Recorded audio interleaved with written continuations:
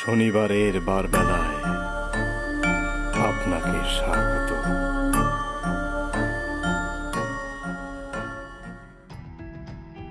নমস্কার। শনিবারের বারবেলায় আমরা পড়ছি আপনাদের পাঠানো গল্প। আজকের গল্প প্রতীক কুমার সিংয়ের লেখা ক্রাইম থ্রিলার পাবজি। লেখকের জন্ম 1994 সালের 21শে মে দমদমে। সুরেন্দ্রনাথ কলেজ থেকে পলিটিক্যাল সায়েন্সে BA অনার্স ডিগ্রি এবং রবীন্দ্রভারতী বিশ্ববিদ্যালয় থেকে MA পাশ করেন। লেখক হিসেবে আত্মপ্রকাশ ফেসবুকের একটি বিখ্যাত সাহিত্যমূলক পেজের মাধ্যমে। টেক্কা ছদ্মনামে তিনি বহু রহস্য গল্প ও ভৌতিক উপন্যাস গল্প লিখেছেন। শুরু হচ্ছে আজকের গল্প, পাবজি।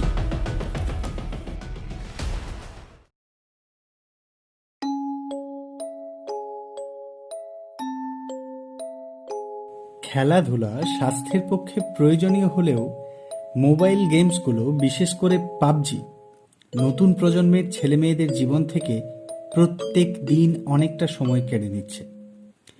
পড়াশোনার কথা ছেড়েই দিলাম, অত্যধিক মোবাইল বা কম্পিউটার গেমস খেলার ফলে তারা মানসিকভাবেও অসুস্থ হয়ে পড়ছে।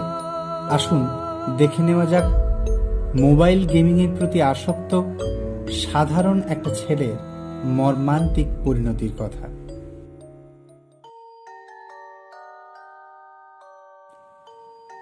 প্রতীকের বয়স 19 বছর।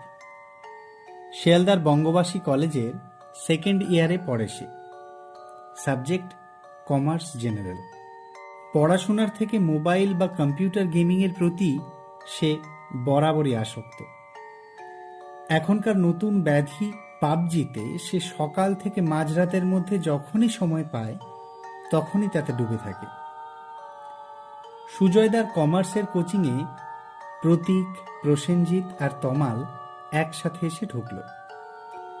সেখানে আগে থেকেই বসেছিল তাদেরই সহপাঠী শ্রেয়সী আর তন্ময়। স্যার তখনও আসেননি। প্রতীক জুতো খুলে কোচিংয়ে ঢুকেই দেখে যে তন্ময় শ্রেয়সীর সাথে কথা বলছে।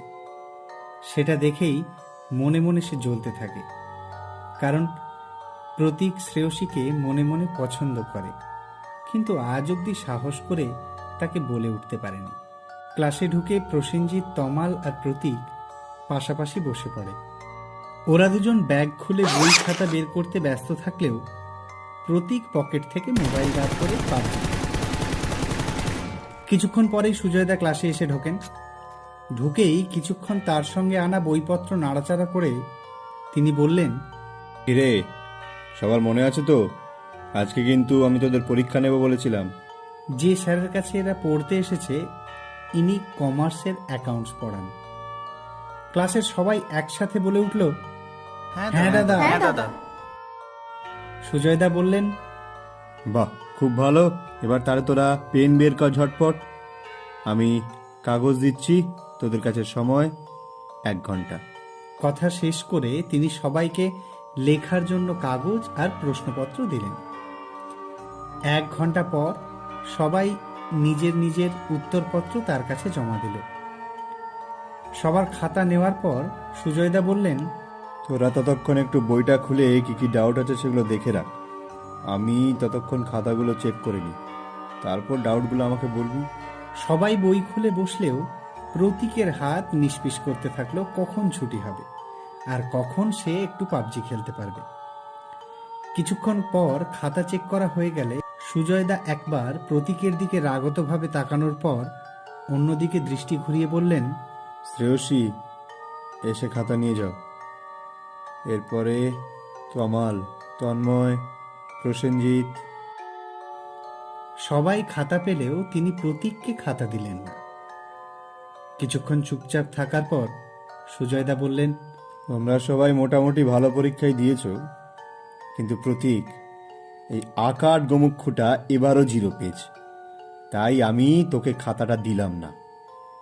কথা শেষ করে তিনি টেবিলের উপর থেকে প্রতীকের খাতাটা নিয়ে সবাইকে তার প্রাপ্ত নম্বর 0 সেটা দেখানোর পর সবার সামনে খাতাটা ছেড়ে ফেললেন। তারপর বললেন, খবর পেয়েছি তুই সারাদিন মোবাইলের পেছনে পড়ে থাকিস। এরপরে বাবাকে নিয়ে আসবি, নতুবা ঢুকবি না। যাও, সবাই আসতে পারো আজকের মতো। তন্ময় আর শ্রেয়সী প্রতীকের দিকে তাকিয়ে হাসাহাসি করতে শুরু করলো। প্রতীক মাথা নিচু করে তমালের পিছন পিছন ক্লাস থেকে বেরিয়ে এলো। একটা চাপা রাগ প্রতীকের মনে জ্বলতে থাকলো যে সুজয়দা সবার সামনে তাকে এরকম ভাবে অপমান করতে পারলো, বিশেষ করে শ্রেয়সীর সামনে। এই অপমানের প্রতিশোধ সে নেবেই। বাড়িতে প্রতীক খাটের উপর বসে মোবাইলে পাবজি খেলছে। তখন তার মা তাকে বললেন, বাবাই, এই বাবাই, যা তো বাজার থেকে একটু মাছ নিয়ে আয়, রান্না করার মতো তেমন কিছুই নেই। প্রতীক বিরক্ত হয়ে বলল, কেন দাদাকে পাঠাতে পারছো না? আমি কি বাড়ির একমাত্র ছেলে নাকি? তখন মা বললেন, তোর দাদার আজ তাড়া ছিল বলে অনেক আগেই ডিউটিতে বেরিয়ে গেছে, মোবাইল থেকে চোখটা তুললে তবে তো দেখতে পাবি। এরপর প্রতীক বিরক্ত হয়ে গজর গজর করতে করতে বাজার করতে বেরিয়ে পড়ে। বাজারে প্রতীকের সাথে দেখা হয় একজন প্রতিবেশীর, নাম সনদ। সনদ তার থেকে 3 বছরের ছোট। প্রতীককে দেখতে পেয়েই সনদ বলল, আরে দাদা যে, এখন এত পাত্তা পাওয়া যায় না, ব্যাপার কি? কে কি বলছে সে খেয়াল প্রতীকের নেই। সে শুধু মনে মনে গেম নিয়েই ভাবছে, কোথায় নামলে ভালো হতো, কোন বন্দুকটা তুললে ভালো হতো, এইসব। এমনকি মাছওয়ালাটাকে দুবার কি মাছ লাগবে জিজ্ঞেস করতেও সে কিছুই বলল না, খালি বিড়বিড় করতে লাগলো। সনদ বলল, আরে কাকা, বড়দা এখনো পাবজিতে ডুবে আছে মনে হয়। ও প্রতীকদা, এই প্রতীকদা। বলে সনদ তাকে ধাক্কা দিয়ে হুঁশে ফেরা। সনদ আর আরো অনেকে তার দিকে তাকিয়ে হাসাহাসি করছে দেখে প্রতীকের সনদের উপরে খুব রাগ হয়। প্রতীক কলেজ থেকে বাড়ি ফিরলে তার মা জিজ্ঞাসা করে, কিরে, কয়েকদিন ধরে দেখছি বই খাতা তো ছুঁয়েই দেখিস না। তার উপরে তোর কলেজের বন্ধু তন্ময়ের সাথে দেখা হয়েছিল, বলল তুই আগের পরীক্ষায় আবার গোল্লা পেয়েছিস। শোন, যদি পড়াশোনা নাই ভাল লাগে বাড়ি থেকে বেরিয়ে যা, তোর বাবার পয়সা ধ্বংস করিস না। আর এই ফোনটা হয়েছে যত নষ্টের গোড়া। বলে মা তার হাত থেকে ফোনটা কেড়ে নিয়ে মাটিতে আছাড় দিয়ে ভেঙে ফেলে। প্রতীক একেবারেই প্রস্তুত ছিল না এরকম একটা ঘটনার জন্য। সে প্রতিজ্ঞা করে এই স্যার, শ্রেয়সী, তন্ময় আর সনতের একটা ব্যবস্থা সে করবেই। ফোন ভেঙে যাওয়াতে সে একেবারেই মুষড়ে পড়ে। কলেজ, কোচিং যাওয়া ছেড়ে দেয়, খাওয়া দাওয়াও ছেড়ে দেয়। একটা ঘরে নিজেকে আটকে রেখে পাগলের মতো আচরণ শুরু করে দেয়। আমি পাবজি খেলবো, আমি পাবজি খেলবো, আমি পাবজি খেলবো। এই একটা কথাই বারবার বলতে থাকে। কাজ থেকে ফিরে প্রতীকের দাদা মাকে বলে, কি হয়েছে ওর? ওর ফোনটা আজকে আছাড় মেরে ভেঙে দিয়েছি, তাই সকাল থেকে খাওয়া দাওয়া করেনি, দরজা বন্ধ করে রেখেছে। দেখি কতক্ষণ না খেয়ে থাকে। দাদা বলল, কেন যে এসব করতে গেলে? ওইদিকে নিজেকে ঘরে বন্দি করে রেখেছে প্রতীক। সে পাগলের মতো আচরণ করছে, একজন ড্রাগ অ্যাডিক্টের মতো আচরণ করছে। ঘরের মেঝেতে বসে কখনো মাথার চুল ছিঁড়ছে, আবার কখনো মেঝেতে গড়াগড়ি খাচ্ছে। ক্রমাগত সে একটা কথাই বলে যাচ্ছিল, পাবজি, পাবজি খেলবো।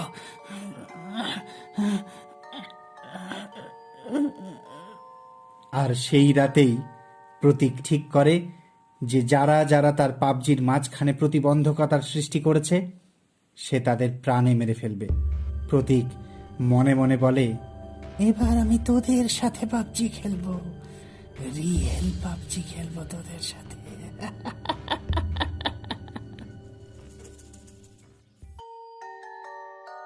আজকে বৃহস্পতিবার। এই একটা দিনই সুজয়দা কোচিং ক্লাস বন্ধ রেখে বাড়িতে বিশ্রাম নেন। তিনি একাই থাকেন এই এক কামরার ভাড়া বাড়িতে। তার দেশের বাড়ি মেদিনীপুর। কলকাতায় এসেছেন বিএড করার জন্য। এই কোচিং ক্লাস চালিয়ে নিজের খরচ খরচা তোলেন আর কি। বিকেলের দিকে সামনের চায়ের দোকানে ঘণ্টাখানেক আড্ডা দেন নিজের সমবয়সীদের সাথে। তারপর আবার বাড়িতে এসে কিছুক্ষণ পড়াশোনা করে খেয়ে দিয়ে ঘুমিয়ে পড়েন। আজকেও তার অন্যথা হলো না। রাত 1টা বেজে গেছে দেখে বইপত্তর গুটিয়ে শুতে যাবেন, এমন সময় তিনি একটা অস্পষ্ট শব্দ শুনতে পেলেন। কেউ যেন ধাতব কিছু দিয়ে তার দরজায় বারবার আঘাত করছে। একে কলকাতা, তাই এই অঞ্চলটা বেশ ঘিঞ্জি ধরনের। পাশের কোনো বাড়ির থেকে শব্দ আসছে ভেবে তিনি আবার শুয়ে পড়লেন। খুব বেশি হলে মিনিট 15 পার হয়েছে, আবার দরজার ওপর সেই ধাতব শব্দ। সেটা শুনতে পেয়ে তিনি ধড়মড় করে উঠে বসলেন। চোর টোর নয় তো? কিন্তু তার কাছে চুরি করার মতো আছেটাই বা কি? এক গাদা বইপত্র, একটা রিডিং টেবিল আর অল্প কিছু স্টিলের বাসন কোসন। না, এবার উঠে দেখতেই হচ্ছে। হাতে টর্চ নিয়ে পায়ে চটি গলিয়ে দরজা খুলে বাইরে এসে তিনি টর্চের আলো ফেললেন। না, কেউ কোথাও নেই। ভালো করে একবার চারপাশটা দেখে তিনি যেই ঘরে ঢোকার জন্য পিছন ফিরেছেন, অমনি তার মাথার পেছনে কেউ সজোরে একটা কিছু দিয়ে আঘাত করলো। করে কোনো রকমে অস্ফুট একটা শব্দ বেরিয়ে এলো তার মুখ থেকে। আঘাতের সাথে সাথে তিনি মাটিতে পড়ে গেলেন। টর্চটাও হাত থেকে পড়ে গিয়ে বন্ধ হয়ে গেল। স্ট্রিট লাইটের খারাপ হয়ে আসা বাল্বের টিমটিমে আলোতে শেষবারের মতো কোনো রকমে সুজয় ঘাড় ঘুরিয়ে দেখল কে একজন মাথায় হুড দেওয়া, হাতে কি যেন একটা। আর কিছু বুঝে ওঠার আগেই আর একটা শেষ এবং জোরালো আঘাত এসে পড়ল তার মুখে। আততায়ী চলে যেতে যেতে বলল, winner winner chicken dinner, winner winner chicken dinner, winner winner chicken dinner, winner winner.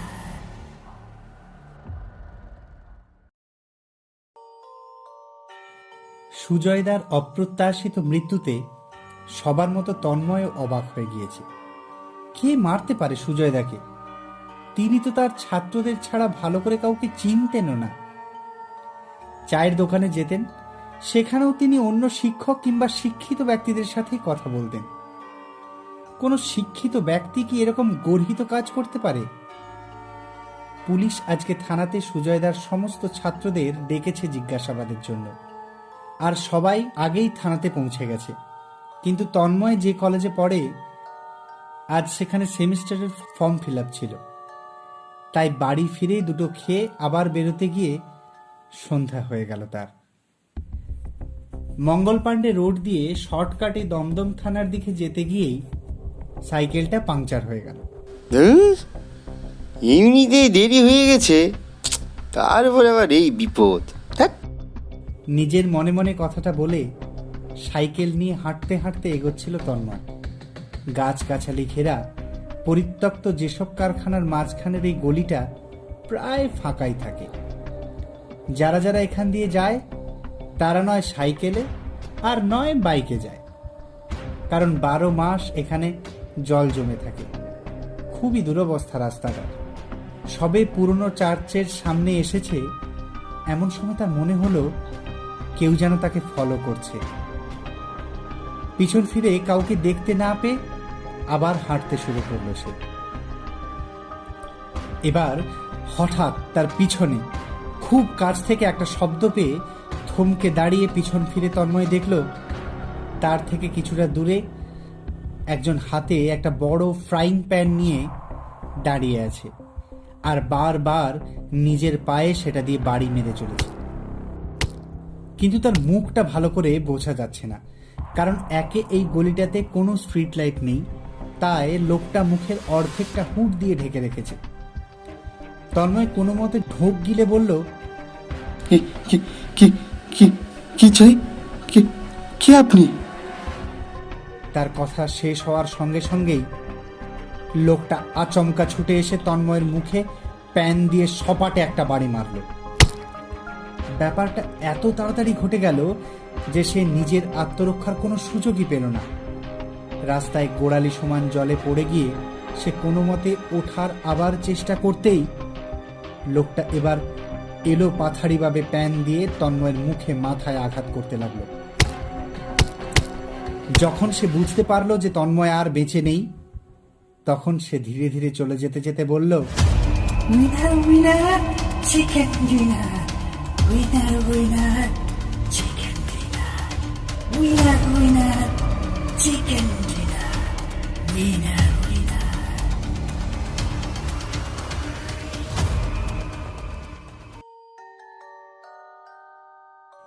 একই এলাকাতে কিছুটা দূরত্বে পর পর দুটো খুন হয়ে যাওয়াতে পুলিশ এবার নড়ে চড়ে বসল। একজন বছর 30-এর যুবক আর একটা 19-20 বছরের ছেলে, দুটো ভিন্ন বয়সের মানুষ। এলাকাতে তাই পুলিশ বাহিনী মোতায়েন করা হয়েছে। থানার বড়বাবু বক্সি তার সহকর্মীদের বললেন, মুখার্জি, পুরো এলাকাটা ভালো করে সিল করে দিয়েছেন তো? কনস্টেবল মুখার্জি বললেন, হ্যাঁ স্যার, আর সন্ধ্যার পর কাউকে বাড়ি থেকে বেরোতে দেওয়া হচ্ছে না। বক্সি অল্প ঘাড় নাড়িয়ে বললেন, আর পাশে জেলখানা থেকে কোনো কয়েদি মিসিং আছে কিনা জেনেছেন? মুখার্জি বললেন, না স্যার, ওখান থেকে কোনো অপরাধী গত 1 মাসে ছাড়া পায়নি বা পালায়ওনি। বক্সি এবার চেয়ারে বসে পড়ে চিন্তিত মুখে বললেন, তবে কি কোনো নতুন খুনি নাকি নাকি নতুন কোনো সিরিয়াল কিলার? কোন দুটো কোনো শত্রুতার জন্য করা হয়েছে মনে হয়। 1 সপ্তাহ হয়ে গেল, তবু পুলিশ খুনিকে ধরতে পারল না।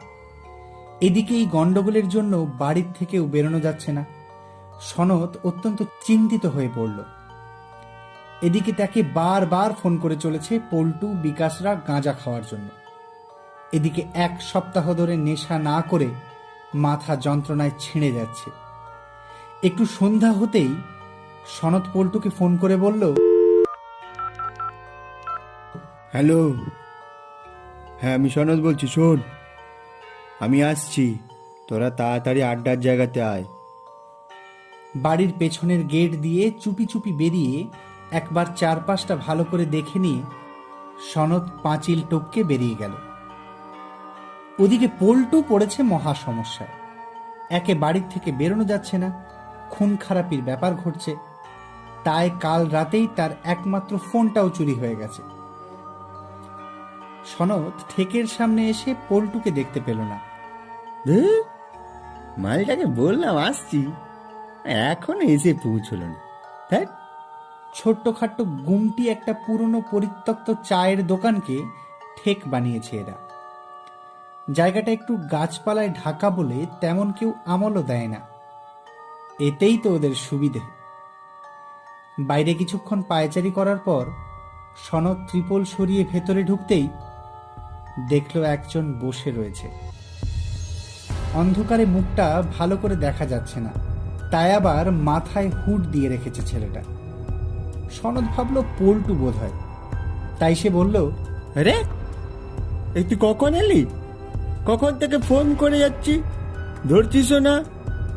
তার কথা শেষ হওয়ার সাথে সাথেই আগে থেকে বসে থাকা ছেলেটা কিছু একটা দিয়ে তার মুখের উপর সপাটে একটা আঘাত হানল। আঘাতের চোটে সনৎ ত্রিপল বাঁশ পেঁচিয়ে ধড়াম করে মাটিতে পড়ে গিয়ে আর নড়াচড়া করতে পারল না। গাঁজা খেয়ে খেয়ে এমনি শরীর দুর্বল তার, তাই এই এক আঘাতেই দম বন্ধ হয়ে গেল তার। সনতের নাকে আঙুল দিয়ে পরীক্ষা করে আততাই দেখে যখন সে মারা গেছে, তখন নিজের পায়ে প্যানের বাড়ি মেরে হাঁটতে হাঁটতে বলল, winner winner chicken dinner, winner winner chicken dinner, winner winner chicken dinner, winner winner.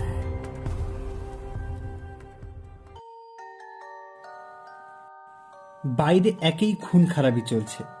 মা বলল, রোজ বাড়ি থেকে বেরিয়ে ভাই কোথায় যেন একটা যাচ্ছে। মায়ের কথা শুনে প্রতীকের দাদা প্রীতম তাই ঠিক করলো আজকে অফিসে না গিয়ে দেখবে যে ভাই কোথায় যায়। এটাই আপাতত তার শেষ শিকার। এরপর কেউ যদি আর তার পাবজির মাঝে বাধা হয়ে দাঁড়ায় তবে তাকেও সে শেষ করে ফেলবে। সে চেনে শ্রেয়সীর বাড়ি, এটাও খবর রেখেছে যে শ্রেয়সী আজকে 8টায় ডাক্তার দেখাতে যাবে ওর বাবার সাথে। ডাক্তারের চেম্বার শ্রেয়সীর বাড়ির থেকে হাঁটা পথে লাগে মিনিট 10। ব্যাপারটা একটু কঠিন হবে ঠিকই, কিন্তু ম্যানেজ করে নেবে প্রতীক। ভাই বেরোনোর কয়েক সেকেন্ড বাদেই প্রীতমও তার পিছু নিল।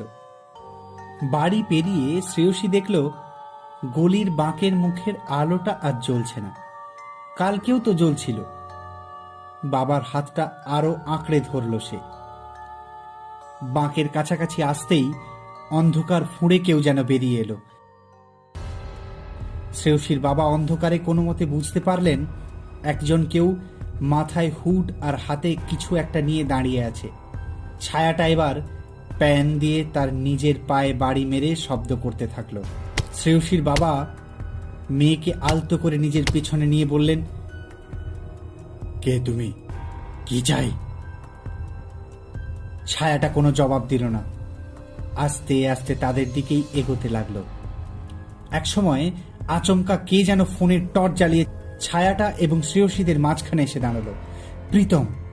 সে টর্চ জ্বালিয়ে বলল, আমি আগেই সন্দেহ করেছিলাম। সালা খুনি, তুই তাহলে আগের সবাইকে মেরেছিস, আবার এদেরকেও মারতে চাস? কি ক্ষতি করেছে? প্রীতমের কথা শেষ হওয়ার আগেই প্রতীক অতর্কিতে তার উপর ঝাঁপিয়ে পড়ল।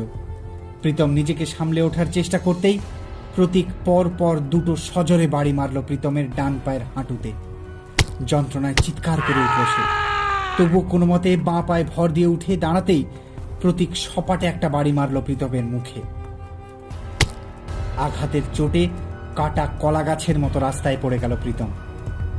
মাথার হুড সরিয়ে প্রতীক বলল, তুই হিসেবের মধ্যে ছিলি না, বেকার খরচা হয়ে গেলি। শ্রেয়সী ও তার বাবা ভয় আতঙ্কে কাঠ হয়ে দাঁড়িয়ে দেখছিল সব। প্রতীক এবার তাদের দিকে এগিয়ে আসছে দেখেই পকেট থেকে মোবাইল বার করে পুলিশে ফোন করতে গেলেন শ্রেয়সীর বাবা, কিন্তু ততক্ষণে অনেক দেরি হয়ে গেছে। প্রতীক এবার দৌড়ে এসে শ্রেয়সীর বাবার মুখে এক বাড়ি মারতেই রক্তাক্ত অবস্থায় লুটিয়ে পড়লেন তিনি। একে বয়স হয়েছে, তাই সুগারের পেশেন্ট। আঘাতটা সহ্য করতে পারলেন না তিনি। শ্রেয়সী ওর বাবার দেহটা জড়িয়ে ধরে কাঁদতে লাগলো। তারপর প্রতীকের দিকে তাকিয়ে আতঙ্কে চিৎকার করতে যেতেই আবার প্যানের বাড়ি নেমে এলো শ্রেয়সীর মাথা লক্ষ্য করে। প্রতীক আস্তে আস্তে অন্ধকারে মিলিয়ে যাচ্ছিল। মুখে তার একটাই কথা, winner winner chicken dinner, winner winner chicken dinner, winner winner chicken dinner, winner winner.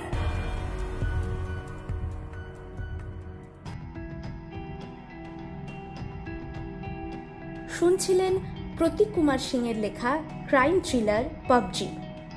গল্প পাঠে ও অন্যান্য চরিত্রে হিমাদ্রি শেখর চক্রবর্তী, সুজয় দা ও অন্যান্য চরিত্রে নীলাদ্রি শেখর চক্রবর্তী, আরও অন্যান্য চরিত্রে সুব্রত দাস।